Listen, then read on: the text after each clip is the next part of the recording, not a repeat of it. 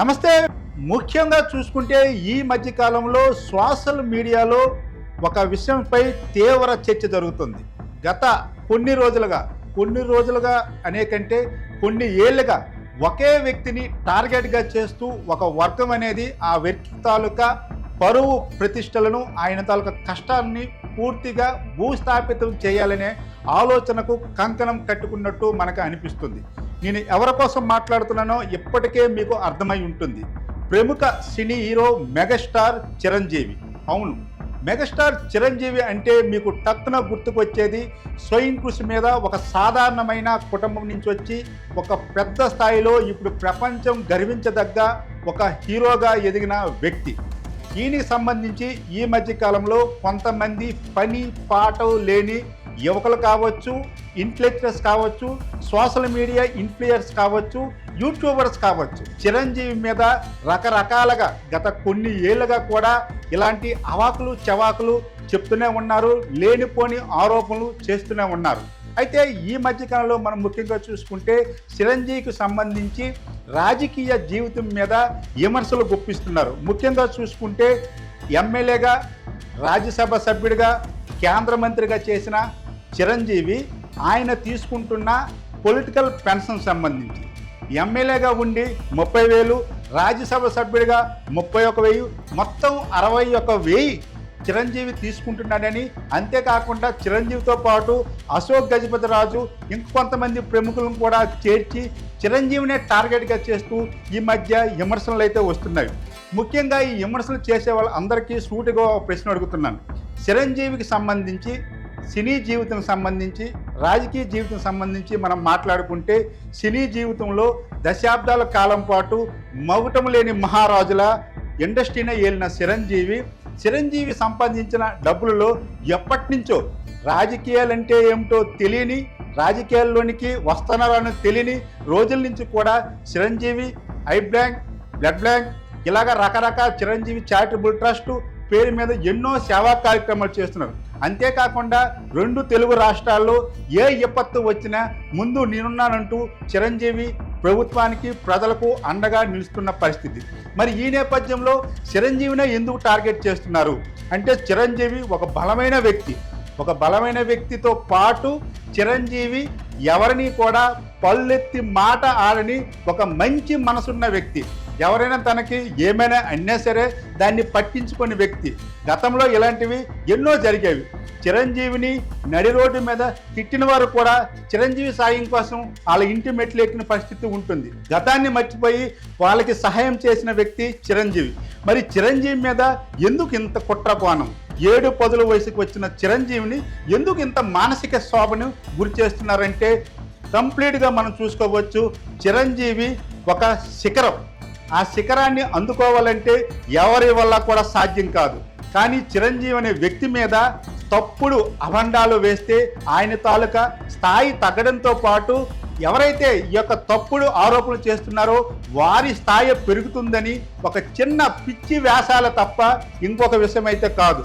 ముఖ్యంగా చూసుకుంటే ఇప్పుడు ఏదైతే ఈ యూట్యూబర్స్ అవ్వచ్చు, కొంతమంది ఈ ఆర్టీఐ యాక్ట్లో మొత్తం సేకరించేసావనేసి, ఏం ఉద్ధరించావయ్యా నువ్వు? ఆర్టీఐ సేకరించి చిరంజీవి 2 పెన్షన్లు తీసుకుంటున్నాడు అనేది నువ్వు ఉద్ధరించావు. నీ చదువు, నీ తెలివితేటలు, ఒక పొలిటీషియన్ 2 పెన్షన్లు తీసుకుంటున్నాడని ఒక గ్యాదర్ చేసి ఒక యూట్యూబ్ ఛానల్లో నీకు నచ్చినట్లు, నీకు ఇష్టం వచ్చినట్లు ఆ యూట్యూబ్ ఛానల్ ఎవరైతే ప్రతినిధి ఉన్నారో నొక్కి చిరంజీవి 2 పెన్షన్లు తీసుకుంటున్నాడు అని చెప్తే దాన్ని చూసి సునకానందం పొందిన వాళ్ళు కొంతమంది, అమ్మా తల్లి బాబు చిరంజీవి గారు 2 పెన్షన్లు తీసుకుంటున్నారు. అంతేవిధంగా చిరంజీవి గారు ఎన్నో సేవా కార్యక్రమాలు కూడా చేస్తున్నారు. మరి ఆ సేవా కార్యక్రమాలు మీకు గుర్తుకు రావట్లేదా?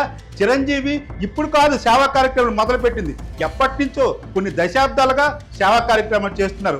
ఆయన ఖైదీ లాంటి సినిమాలు తీసేటప్పుడు కూడా ఆంధ్రప్రదేశ్కి వరదలు వచ్చేటప్పుడు ఆయన అప్పటి ఎన్టీఆర్ ప్రభుత్వంలో వరద సాయం కూడా చేశాడు. అంతేకాకుండా ఇప్పటికీ కూడా ఎవరికి ఏ కష్టం వచ్చినా సరే, కరోనా లాంటి విపత్కర పరిస్థితుల్లో కూడా కొత్తగా ఆక్సిజన్ ప్లాంట్లు పెట్టడం కాదు, స్వచ్ఛందంగా సినీ ఇండస్ట్రీకి సంబంధించిన ఎంతోమంది కార్మికులకు నిత్యావసర వస్తువులు పంచడంతో పాటు వాళ్ళకి ఏ అర్ధరాత్రి అర్ధరాత్రి ఏ సాయం కావాలన్నా చేసిన వ్యక్తి చిరంజీవి. అవన్నీ నీకు చెప్పడానికి మాత్రం లేదు. కానీ చిరంజీవి పెన్షన్ తీసుకుంటున్నాడు. పెన్షన్ తీసుకుని ఏం చేస్తున్నాడమ్మా? ప్రజాసేవకే ఉపయోగిస్తున్నాడు. మళ్ళీ అలాంటప్పుడు అవన్నీ ఎందుకు మీకు గుర్తు రావట్లేదు అంటే చిరంజీవి కోసం ఏదో మేము చెప్పిస్తే చిరంజీవిని ఎదిరించే వాళ్ళు మీకు ఏమైనా సరే మెడల్స్ ఇస్తారనుకుంటున్నారా? కానీ ఇలాంటి మాటలు అవాస్తవం. కమ్యూనిస్టు పార్టీకి సంబంధించిన పార్టీల తాలూకా తీరు ఎలాగుంది? ఎంతోమంది నాలాంటి యువకులు కమ్యూనిస్ట్ పార్టీ భావజాలాలతో కమ్యూనిస్ట్ పార్టీలోకి రావాలంటే ఇలాంటి పనికిమాలినలు పూర్తిగా అణిచివేస్తున్నారు. ఈరోజు కమ్యూనిస్టుల తాలూకు మాట ఎక్కడ వినిపిస్తుంది? ఎంతోమంది కమ్యూనిస్ట్ భావాలతో ఉన్నవాళ్ళు తమ గొంతు వినిపించాలనే ఇలాంటి పనికిమాలిన వ్యక్తుల వల్ల పూర్తిగా అట్టడి స్థాయికి వెళ్ళిపోతున్న పరిస్థితి ఉంటుంది. మరి నీలాంటి వారు కూడా చిరంజీవి లాంటి వ్యక్తి మీద, మహోన్నత వ్యక్తి మీద ఇలాంటి విమర్శలు చేయడం ఎంతవరకు సబు?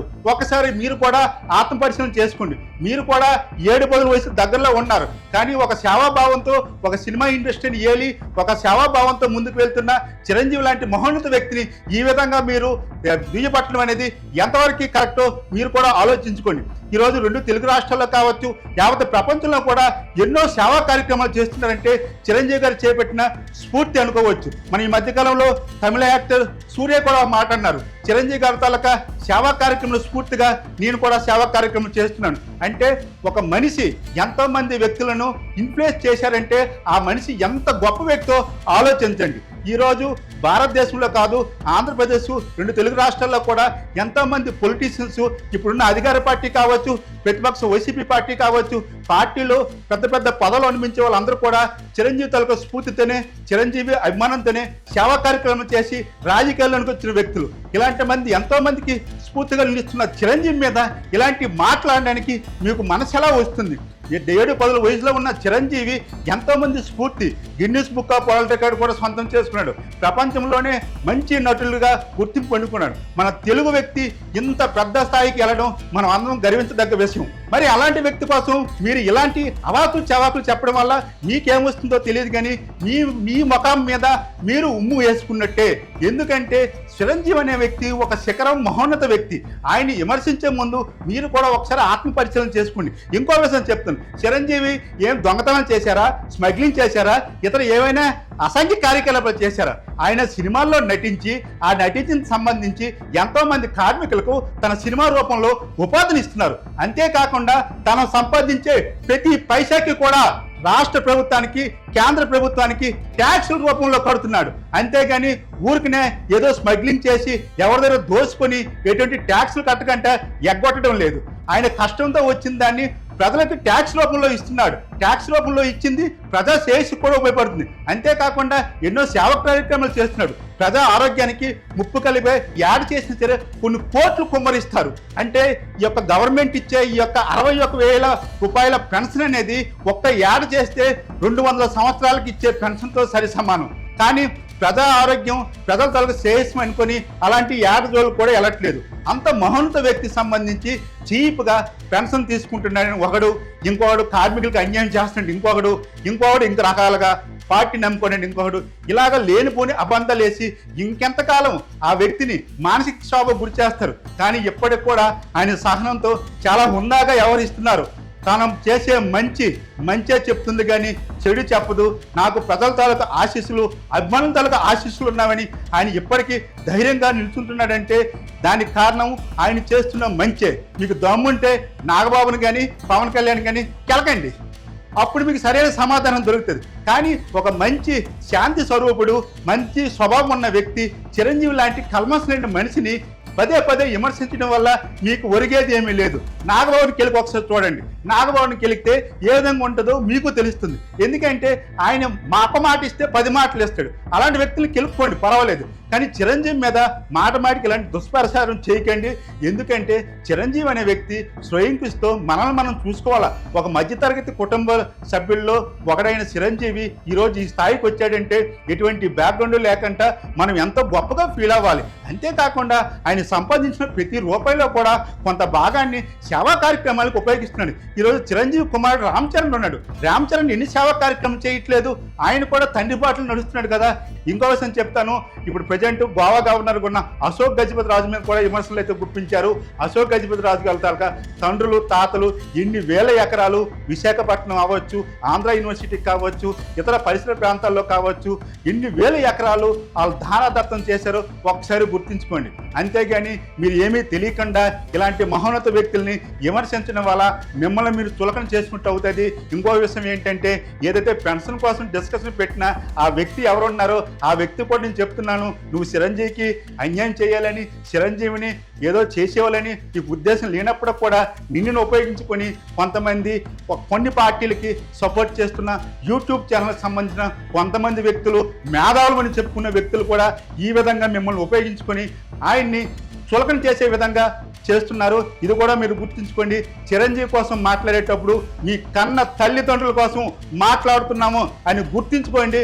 ఎందుకంటే చిరంజీవి కూడా ఆ స్థాయి వ్యక్తే. నేను ఒక అభిమానం మీద చెప్పట్లేదు, ఇంకొక వేరే విషయం మీద చెప్పట్లేదు. చిరంజీవి చేసిన మంచిని చూడండి. ప్రతి ఒక్క మనిషి జీవితంలో కొన్ని లోటుపాట్లు ఉంటాయి, కొన్ని తెలిసి జరుగుతాయి, కొన్ని తెలియక జరుగుతాయి. చిరంజీవి చేసిన తప్పు ఏదైనా ఉంది అంటే ఆయన రాజకీయాలకు రావడమే ఆయన చేసిన తప్పు. రాజకీయాలకు వచ్చారు, రాజకీయాలను విడిచిపెట్టేశారు. అందుకు రాజకీయ పార్టీ నాయకులు ఆయన్ని విమర్శించి ఏదో పబ్బం గడుపుకోవాలని మాత్రం ఆశించకండి. దయచేసి చిరంజీవికి సంబంధించి ఇలాంటి విమర్శలు ఏ మీడియా ఛానల్ వాళ్ళు కావచ్చు, ఇతర ఏ సోషల్ మీడియా కావచ్చు, ఇంకా ఇతర మాధ్యమాల ద్వారా సరే ఆయన విమర్శించే పరిస్థితి మాత్రం చేసుకోకండి. ఈ విధంగా విమర్శించడం వల్ల మీరు కూడా చులకనయ్యే పరిస్థితి అయితే కనిపిస్తుంది. రాము, ఎంఏ జర్నలిజం, QTV మీడియా.